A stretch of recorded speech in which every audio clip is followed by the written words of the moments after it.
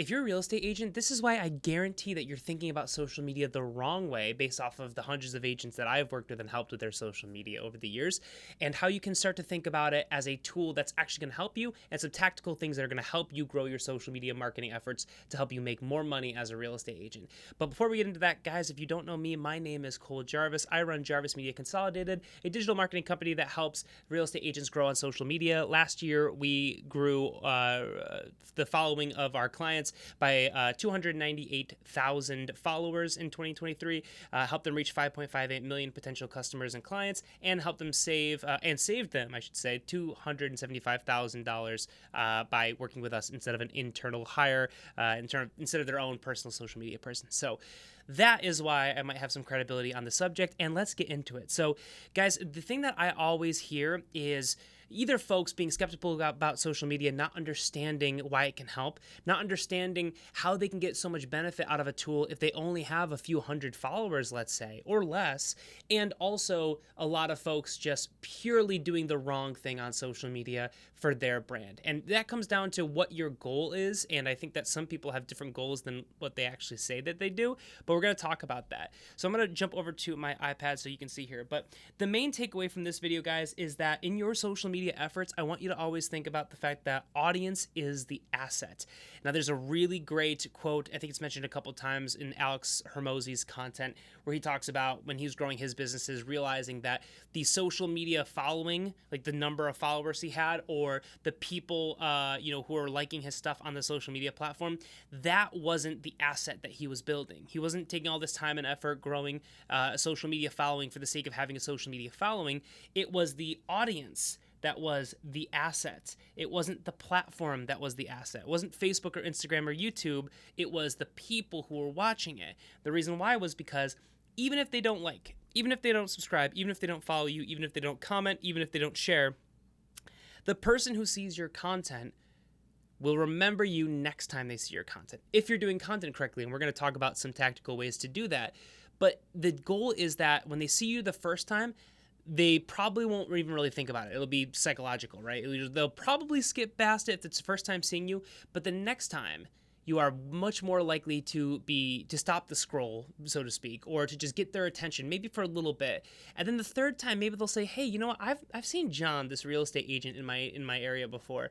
He talks about these things that are kind of interesting to me. It keeps showing up in my feed." And then as time goes on, that grows. It's kind of like a blooming flower. In the beginning, it's just a bud, but as time goes on, you start to grow in your potential customer, or at least your audience member's mind, until you have a brand that they can associate with something good or bad. We're going to talk about the differences and how to establish that brand also in this video. But jumping into it, guys, social media marketing platforms are not the asset you are building. And that's why I always say, yes, we help a lot of real estate agents grow a following. Yes, 100%. And that's very helpful. I always say that it's really helpful for real estate agents growing a following, because what it does is it makes your brand seem credible, and it makes you seem like the king, because you have all of these followers who are watching you. And I always say nothing draws a crowd like a crowd. So that when a new person comes along and they see that, wow, John over here has this large following of people who are always watching their content, that just gives you more of a chance to actually get John's attention in the first place, so that he can actually become a part of your audience. Now, again, that could be a follower, that might not be a follower. And in social media now, you definitely do not need a follower, somebody to be a follower, in order for them to see your content. Actually, I would argue that most of our followers nowadays probably don't see a lot of our content, and we're going to talk about that in a little bit.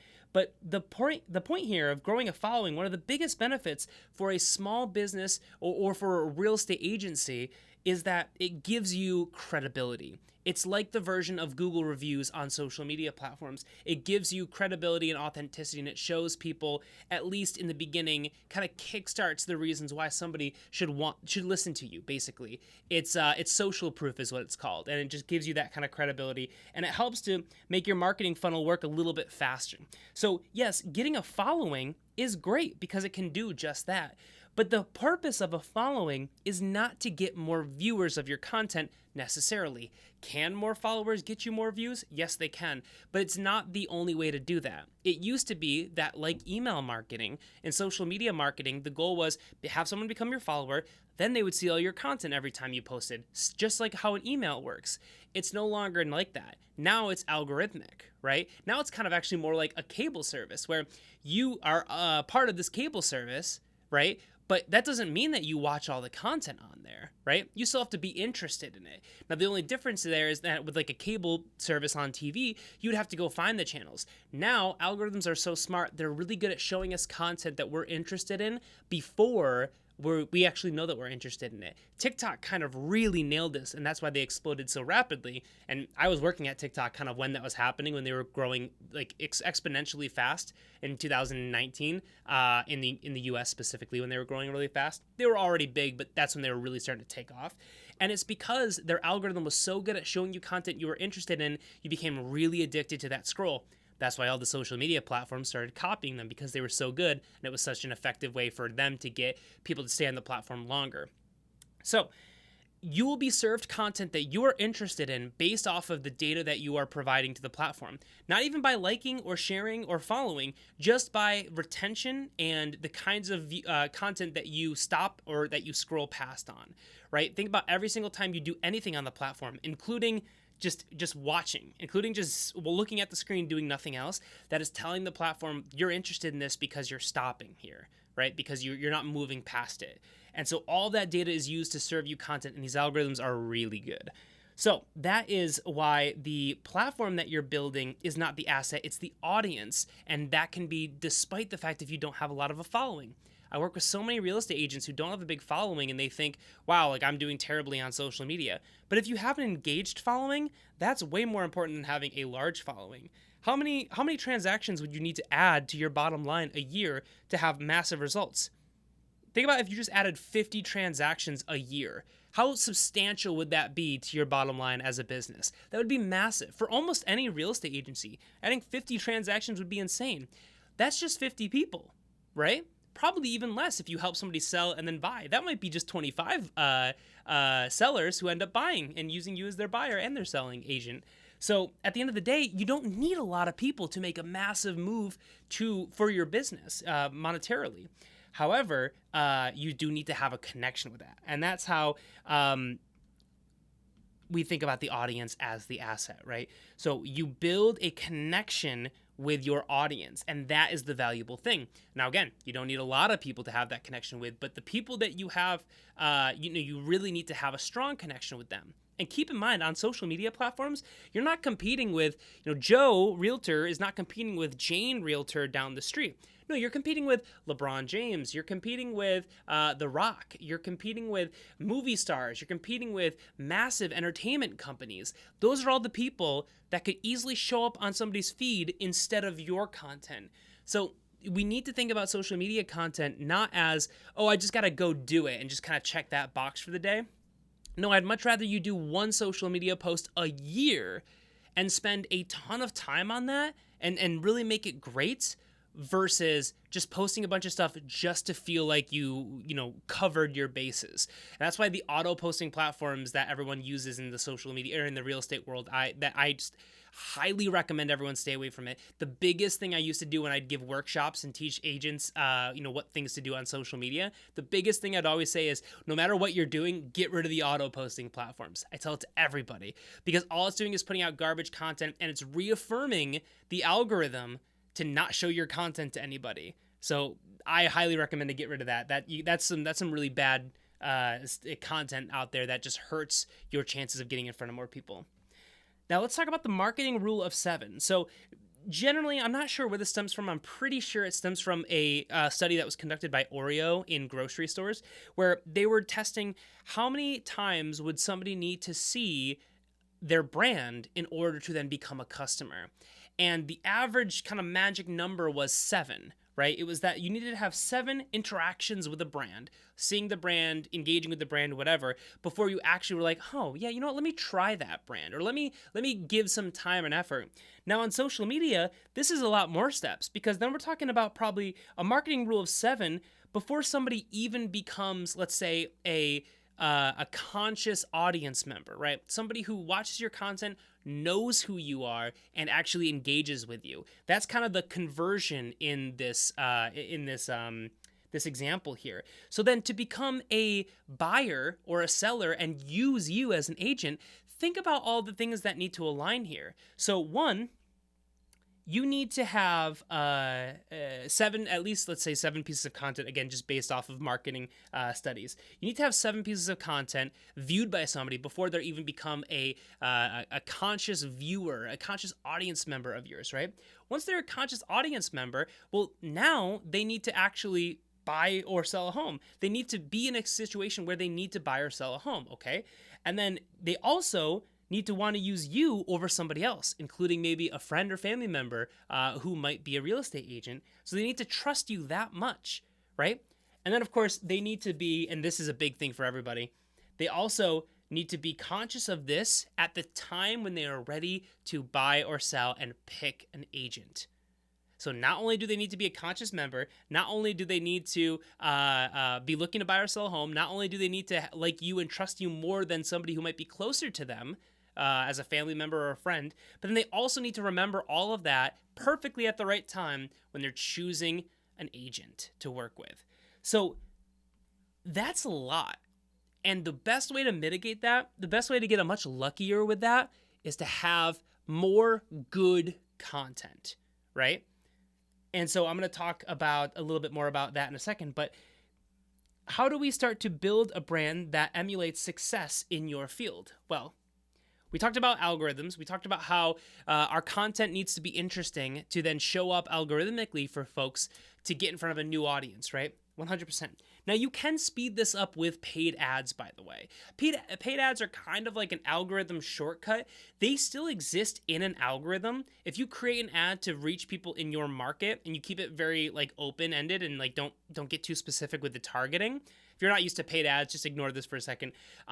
If you do that and run kind of a more general ad, you will get in front of people, but the people that you get in front of on average will be people interested in the content.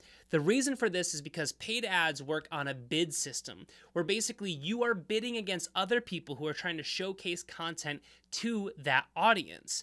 So if you're trying to get viewership in your audience, basically what you're trying to do is have your content that resonates with the right people, so buyers or sellers. This is where your content topics need to be relevant to them. They need to help solve an issue, and that's how you can get in front of more people. And by the way, if you spend $10 on one ad and $10 on another ad, they might get massively different results based off of the quality of the creative, the video or the post or the text that you use in those ads. So that's why it's super important that, if you're running ads, don't just phone it in. Your content still needs to be good to net the best possible result and the best bang for your buck. So, folks who are not used to paid ads, sorry for that. Let's get back to kind of talking more generally and organically as we talk about content. So how do we build a brand that emulates success in your field? Well, we have to define our field. And I definitely did not mean to just erase all of that. But essentially, I think I can do this. I don't know how I can undo that. There we go. So we need to define our field, right? Our field, as a real estate agent, your field is your market, right? The market that you work within, and buyers or sellers. Or if you just work with sellers or buyers, then obviously that, right? Or if you just work with leases, then that is your field, right? So cool. Now we need to ask ourselves, okay, what's the kind of content that our audience would be interested in? Okay, cool. That's helpful. But even better than just interested, what's the kind of content that would help our audience? Awesome. Now, what's the kind of content that would make my client's life better relative specifically to real estate, right? So we think about, what they like. We think about, what's going to actually help them. And then we also think about what's relevant to real estate. Now, here's the thing. Any one of these will help to resonate with your audience better, right? If they like it, if it helps make their life better, and if it specifically is real estate related, those are all very big. But the secret dream team is to make content that does all of that. So the content needs to be about real estate. Why? It's because when you're creating a brand, you need to associate with the things that you want your brand to represent. So if you're a real estate agent, it's not like you're just going to go to a bunch of strip clubs, right?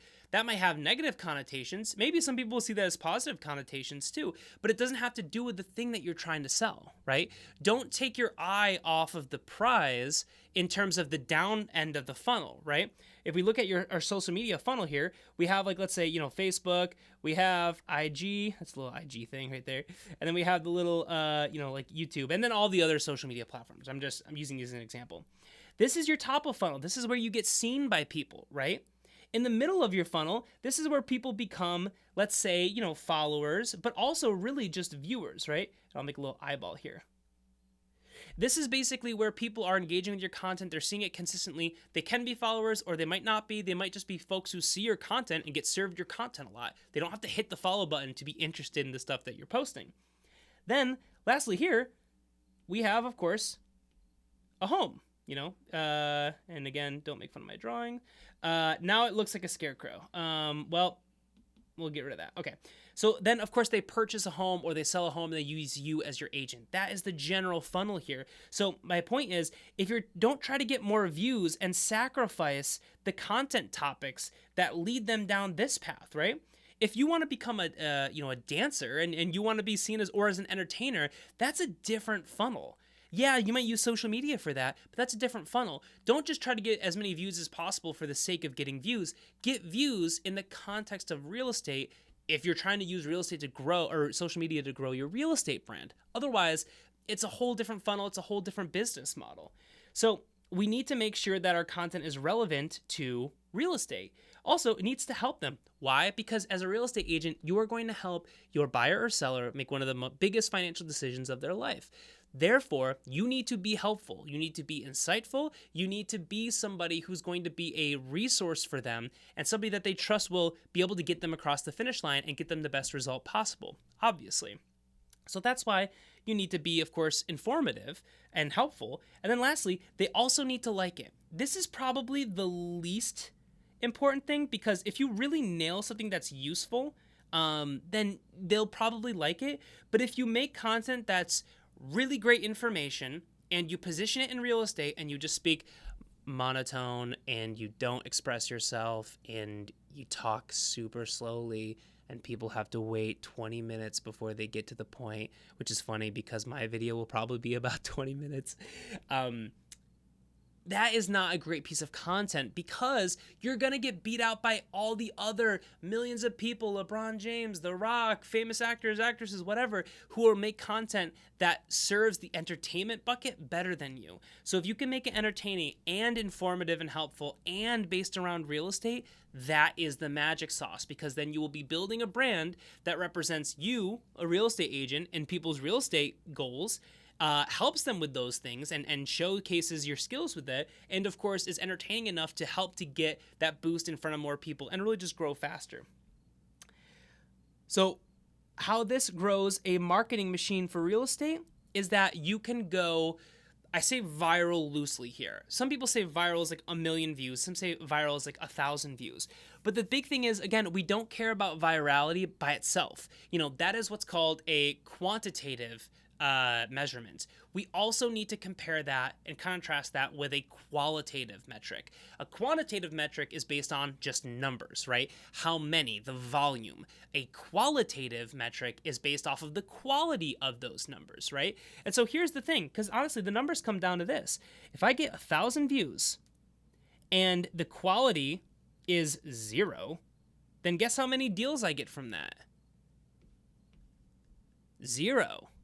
If I get 10 views and the quality is a 10, guess how many deals I get for that? Potentially 10, right? Because the quality of the viewer is so strong that every single view is a potential lead, a potential client. And that is way more important, again, when we talk about social media as a marketing tool for our real estate brand. So what you need to do is, of course, fill those buckets. Fill the buckets of real estate related content that's informative and helpful and that is entertaining, or as much as possible without, reinventing the wheel here. You don't have to go and learn how to ride a unicycle and do all these crazy things to go, to get more views. The most important thing is that it's informative and helpful in real estate and that it's just viewable, right? It's just not absolutely boring that people will never want to watch it. And ultimately, organically, that content will grow. You might only get 1,000 subscribers, 1,000 followers, or maybe even just a couple of hundred.